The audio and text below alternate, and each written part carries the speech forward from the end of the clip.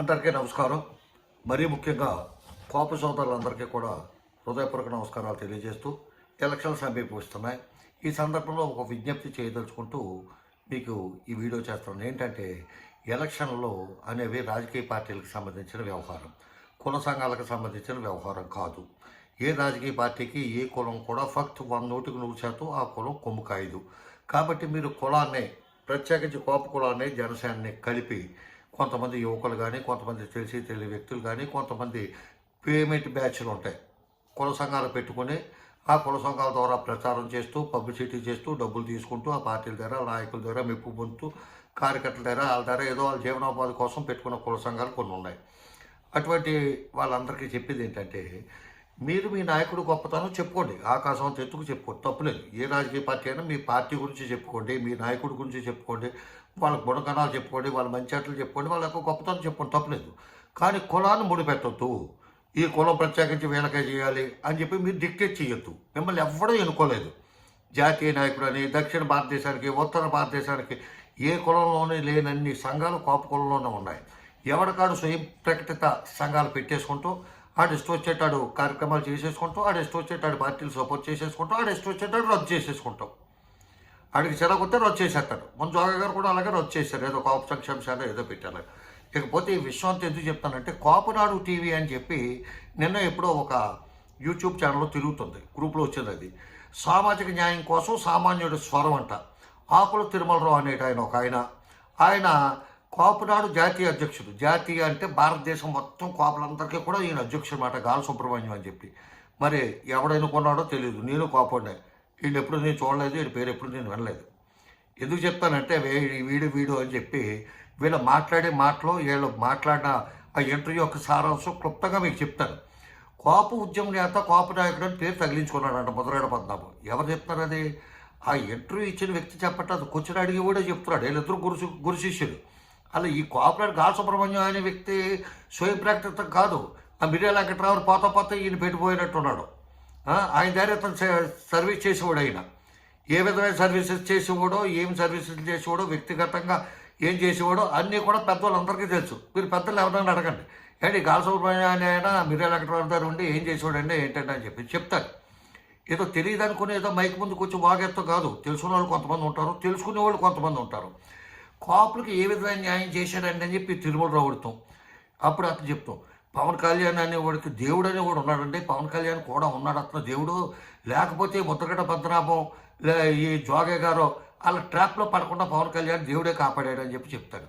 తర్వాత గాలి సుబ్రహ్మణ్యం అనేటైన మాట్లాడిన మాటలో కొన్ని అభ్యంతరకరమైన విషయాలు ఏంటంటే, ముద్రగడ పద్మనాభం గారు మాగంటి రవీంద్రనాథ్ చౌదరి గారు సిండికేట్లో పార్ట్నర్ కాదో మనకైతే తెలియదు. రవీంద్రనాథ్ చౌదరి గారు చనిపోయిన తర్వాత వరలక్ష్మి గారితో సావాసం చేశారని చెప్పి అంటాడు. మరి ఆ పదానికి అర్థం ఏంటనేది గాలి సుబ్రహ్మణ్యం అనేటైనా చెప్పాలి, ఆడే చెప్పాలి అంటే. ఇంకోటి ఏమంటాడంటే, కైకులూరు ఎందుకు ఎత్తాడో చెప్పాలంట ముద్రగడ పద్మనాభం. ఏమో ఎందుకు ఎత్తాడు? ఆయన వ్యక్తిగత పనులు ఉంటాయి, చుట్టాలు ఉంటారు, బంధువులు ఉంటారు, వ్యాపార లావాదేవీలు ఉంటారు. లేదు నువ్వు అపో సృష్టించాలి అందరికీ తెలిసిపోద్ది అని చెప్పి అంటున్నావు అంటే, ఒకవేళ ముద్రగడ పద్మనాభం గారు కైకులూరులో ఎవరినైనా ఉంచుకున్నారేమో, నీవు ఒక్కడికే తెలిసేమో ఆ విషయం. నీకు బాధ ఎందుకు? నీకు తెలుసున్న వాళ్ళలో ఇంకా ఎక్కువ అడిగితే గుండెల్లో దిగిపోద్ది, అందుకని చెప్పి నేను అడగట్లేదు. కాపులు మరుగుడు ఉన్నంతకాలం జనసేన ఉంటుందంట, తప్పులేదు. సృష్టి ఉన్నంతకాలం, సూర్యచంద్రులు ఉన్నంతకాలం కూడా కొంతమంది పేర్లు ఉంటాయని చెప్పి అవన్నీ స్లోగన్స్ అవన్నీ మనం వింటాం. అలాగే ఉండొచ్చు. ఇప్పుడు ఎంతోమంది పేర్లు చెప్పుకుంటారు. ఎన్టీ రామారావు ఇంకా గుర్తున్నాడు, మీరు చెప్తారు కదా వంగవటి రంగా అని చెప్పి ఇంకా గుర్తున్నాడు. అట్లాగే ఇందిరాగాంధీ, జవహర్లాల్ నెహ్రూ, మోతిలాల్ నెహ్రూ 100 సంవత్సరాల క్రితం చచ్చిపోయిన వాళ్ళే ఇంకా గుర్తున్నారు కదా, అలా ఉండొచ్చు, తప్పులేదు. కాకపోతే మీరు ఏమంటున్నారంటే, ఒక తప్పుడు మాట, కాపుల్లో ఇద్దరే లెజెండ్స్ అంట. ఒకటి వంగవీటి మోహన్ రంగా, 2 మెగా ఫ్యామిలీ అంట, అందులోని పవన్ కళ్యాణ్ అంట. ఏమంటే మీరు మాట్లాడేటప్పుడు కాపు జాతికి లెజెండ్స్ ఎవరు అనేది మీరు ఫిక్స్ చేయట్లేదు. జనరల్గా లెజెండ్ ఎవరనేది ప్రజలందరికీ తెలుసు. పెద్దవాళ్ళు అడగండి, మీకు అక్షర జ్ఞానం లేదో లోక జ్ఞానం లేదో. పి శివశంకర్ అనేట ఆయన తెలంగాణకు సంబంధించిన మున్నూరు కాపు. అతను ఒరిస్సాకు సంబంధించిన బరిజ ఓసీ కాపు అని జరిపిరెడ్డి వాళ్ళు అనుకుంటాను, నాకు తెలిసినంతవరకు జైపూర్ తెలంగాణ వాళ్ళ అమ్మాయిని చేసుకున్నాడు ఆయన. అప్పుడు ఏదో గ్రాడ్యుయేట్ కావాలని చెప్పి న్యాయ కోవిదుడు కేంద్ర మంత్రి చేశాడు. అడిగిన వాడికి అడగని వాడికి కాపు కులానికి సంబంధించిన సర్వీస్ ఎవడైనా చేసాడు అంటే ఫస్ట్ పేరు శివశంకర్ గారి పేరు రాసుకోవాలి. తర్వాత మీరు చెప్పిన వాళ్ళు అందరి పేర్లు రాసుకోవచ్చు, రాసుకోకూడదు ఎవరి కాలం. నేనైతే రాసుకోను వాళ్ళ పేర్లు. ఒక తెల్లకాయత మీద రాయండి, ఎంతో అక్కలేదు. సిగరెట్ పెట్టి ఉంటుంది కదా దాని మీద రాయండి. వంగవీటి మోహన్ రంగా కాపులకి ఈ కింది పనులు చేసాడని చెప్పి రాయండి. 1 నుంచి 10 రాకలేక 1, 2, 3, 4 అని చెప్పి రాయండి చాలు. చిరంజీవి మెగా ఫ్యామిలీ కాపులకి ఈ పని చేశారు అని చెప్పి 1, 2, 3, 4 అని చెప్పి ఒక 4 రాయండి సరిపోద్ది. చిరంజీవి ఫ్యామిలీ మెగా ఫ్యామిలీ అంతా కాపులకి ఏం చేశారో, లేకపోతే వంగవీటి మోహన్ రంగా కాపులకి ఏం చేశాడో రాయండి. పేదల పెన్నిది, జనాలకు దిక్కు ఇవన్నీ చెప్తారు కదా. వంగవీటి మోహన్ రంగానే ఆ స్థాయికి తీసుకొచ్చిన వ్యక్తే శివశంకర్ గారు. మీకు తెలుసో తెలీదు, ఫస్ట్లో లిఫ్ట్ ఇచ్చిన వ్యక్తి, ఫస్ట్లో ఇండిపెండెంట్గా కట్టి చేయించిన వ్యక్తి ఈ వైఎస్ రాజశేఖర రెడ్డి అవ్వండొచ్చు. కానీ తర్వాత అతనికి వెనుదన్నుగా ఉండి అతనికి అభ్యున్నతికి పాటుపడ్డ వ్యక్తి శివశంకర్ గారు. ఏమంటే ఈ కొంచెం తెలుసుకుని మాట్లాడితే గా సుబ్రహ్మణ్యం లాంటోడు, లేకపోతే ఈ ఆకుల తిరుమలరావు అనేవాడు, ఇటువంటి కొంచెం తెలుసుకుని సబ్మిట్ తెలుసుకోండి ఫస్ట్ ఎవరెవరు ఏంటి అనేది. వీళ్ళు ఎన్ని గ్యాస్ ఏజెన్సీలు ఇచ్చారు, ఎన్ని పెట్రోల్ బంకులు ఇచ్చాడు అయినా అడిగినోడికి అడగని వాళ్ళకి మీరు రాజులు వెళ్ళి అడగండి, లేదా కొత్తపేట వెళ్ళి అడగండి.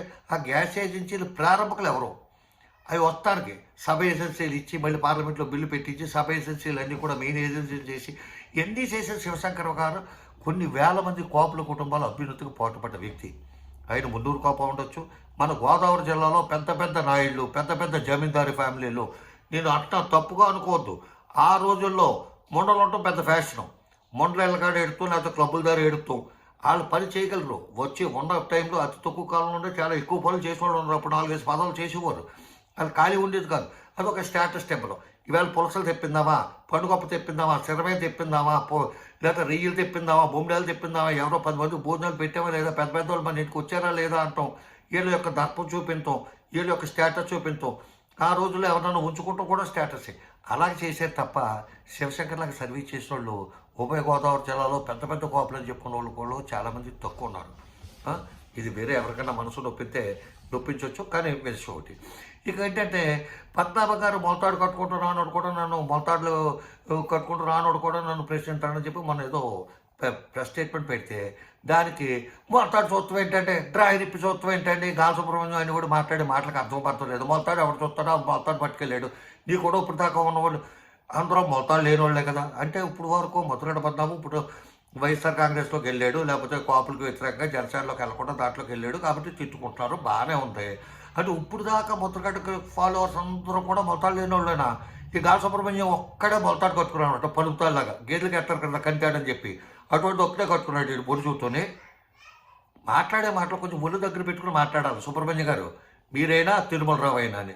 అంటే తర్వాత మొలతాడు చూసి అలవాటు ఏంటి ఇవన్నీ. పవన్ కళ్యాణ్ గారికి ఎంత విజ్ఞానం ఉందో చూసారా? మన ప్రధానమంత్రి గారు వచ్చినప్పుడు ఏం మాట్లాడాడో చూసారా? ఆయన విజ్ఞానం ముందు మిగతా వాళ్ళు ఆయన ఎంత సబ్జెక్ట్ ఉంది ఆయనకి, ఇవన్నీ చెప్పొస్తాడు కావాలి సుబ్రహ్మణ్యం. ఆయనకి సబ్జెక్టు లేదు, బొచ్చు లేదు. పవన్ కళ్యాణ్ అయిన వాడికి సబ్జెక్ట్ ఏమీ లేదు, పూరకం, ఆవేశం, ఏం మాట్లాడతాడో అతనికే తెలియదు అని మాట్లాడతాడు. మనం మాట్లాడటానికి సబ్జెక్ట్ ఏంటి? తొక్కెత్తండ్రో పాతెత్తండ్రో అధపాతాలను తొక్కెత్తండ్రో అంటాడు, అదేదో అంటాడు, శంకు చక్రాలు అంటాడు, విష్ణు చక్రం అంటాడు, భూచక్రం అంటాడు. ఇవన్నీ ఏం మాట్లాడతాడో అతనికే తెలియదు. పవన్ కళ్యాణ్ మాట్లాడిన మాటల్లో 24 అక్షరాలు బీజాక్షరాలు అంటాడు, తర్వాత 21 అంటాడు. ఒక టికెట్ అమ్మేసాడు అంజుబాబుకి, ఇంక 20 ఉన్నాయి అతనికి. పార్లమెంట్ టికెట్లో ఒక టికెట్ అమ్మేసుకుంటాడు.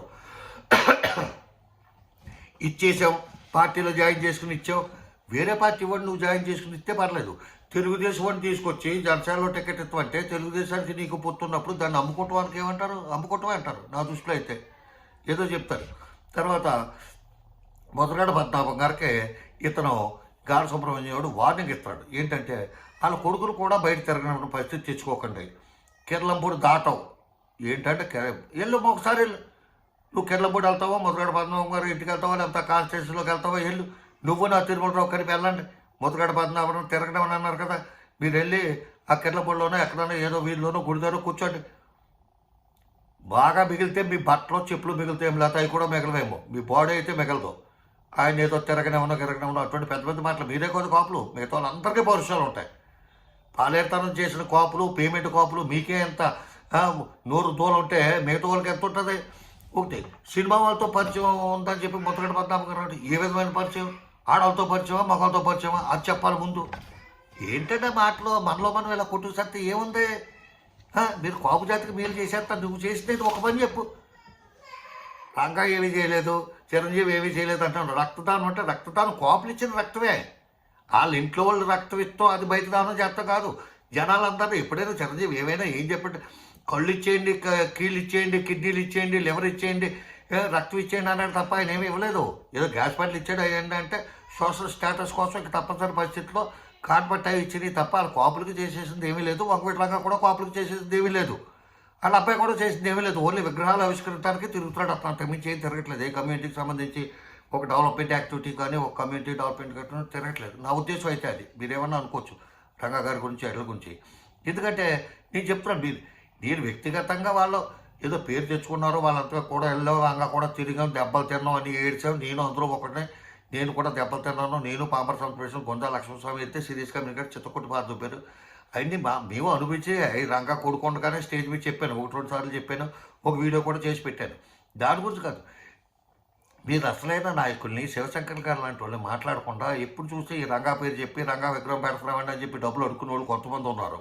రంగా విగ్రహావిష్కరణ చేస్తాం, ఫంక్షన్ చేస్తాం అని చెప్పి డబ్బులు అడుక్కునే వాళ్ళు కొంతమంది ఉన్నారు. ఇలాగ అమ్మేకండి చిరంజీవి పేరు చెప్పి బ్లాక్ టికెట్లు అమ్ముకునే ఎంతవరకు చాలామందిని చూశాను నేను. ఇవన్నీ కూడా పట్టుకొచ్చి మీరు కోప కులానికి అంటకట్టద్దు. మీ అభిమానులు చూసుకోండి. కులాలాగా ఉండేవాడి. ఏ కులంలో ఉన్నవాడు ఆడికి నచ్చింది చేసుకుంటాడు. మీకు లాస్ట్లో చెప్తాను అసలు విషయం. మీకు జగన్మోహన్ రెడ్డికి ఎవరు మద్దతుగా ఉన్నా వాళ్ళు మా సమాజానికి శత్రువుగా భావిస్తాం. ఈడెవడంటే సమాజానికి, కోప సమాజానికి ఈడేమన్నా పీటంటే ఈడు శత్రువుగా భావిస్తామంటే ఈడు శత్రువుగా భావించేస్తాడు. శత్రువుగా భావించి చంపేస్తావా ఏంటి? అలా రాజకీయాల్లోనే శత్రువులు ఉంటారు, పంచాయతీలు ఉంటారు. ఇటువంటి పనికి మాలిన సన్నాసులు ఈ టీవీ డిబేట్లో అవి పెడతాం, యూట్యూబ్ ఛానల్లో పెడతాం, ప్రజలను రెచ్చగొడతాం. ఇవి మానుకోవాలి. ఇకపోతే కోపుల్లో పార్టీ పెట్టిన చిరంజీవి కానీ పవన్ కళ్యాణ్ కానీ అభివృద్ధిలోకి రాలేకపోవటానికి మెయిన్ కారణం వాళ్ళ కుటుంబంలో అంతర్గతంగా సంఘీభావంగా, సంయమనంగా, సక్రమంగా, క్రమశిక్షణగా వాళ్ళ కుటుంబ సభ్యులు లేకపోవటమే. ఇది ఇంకొక వీడియో చేస్తున్నాను, దీని కింద దాని లింక్ కూడా పెడతాను. దీని తర్వాత చూడండి. ఉంటాను. నమస్కారం. నా మాత్రం జై హింద్.